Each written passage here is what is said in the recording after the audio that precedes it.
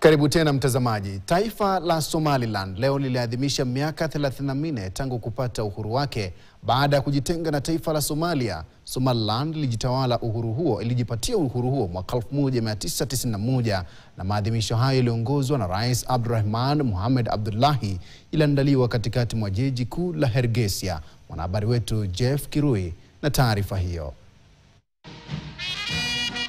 Tarehe 18 mwezi Mei kila mwaka ni siku maalum kwa wananchi wa Somaliland, kwani ni siku ambayo walijitwalia uhuru na kujitenga rasmi na taifa la Somalia ili kujitawala.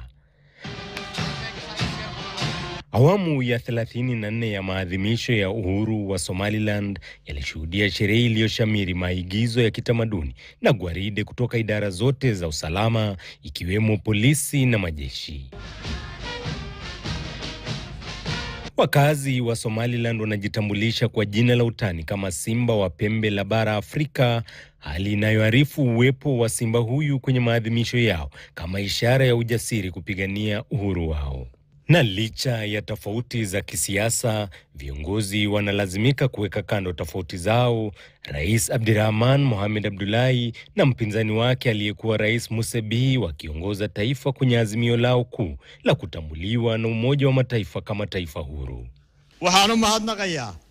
Natoa shukrani kwa mataifa ambayo yamekuwa uhusiano mwema nasi kuboresha amani na ya kibiashara kama vile Ethiopia, Milki ya Waarabu, Uingereza, Marekani, Djibouti, Taiwan na Kenya. Na ijapokuwa kufikia sasa safari yao ya kutambuliwa haijafua dafu, Somaliland imepiga hatua za kujitawala kwa kubuni sarafu yao, pasi ya usafiri, idara za sheria na mahakama. Pia Somaliland imeorodheshwa miongoni mwa nchi ambazo zimepiga hatua kidemokrasia barani Afrika kwa kuandaa uchaguzi huru na wa haki. Kwenye uchaguzi wa urais wa Novemba mwaka 2024, rais wakati huo Muse Bihi alikubali matokeo na kumkabidhi uongozi rais wa sasa Abdirahman Mohamed Abdullahi, ambaye wakati huo alikuwa kiongozi wa upinzani. Jeff Kirui, KTN.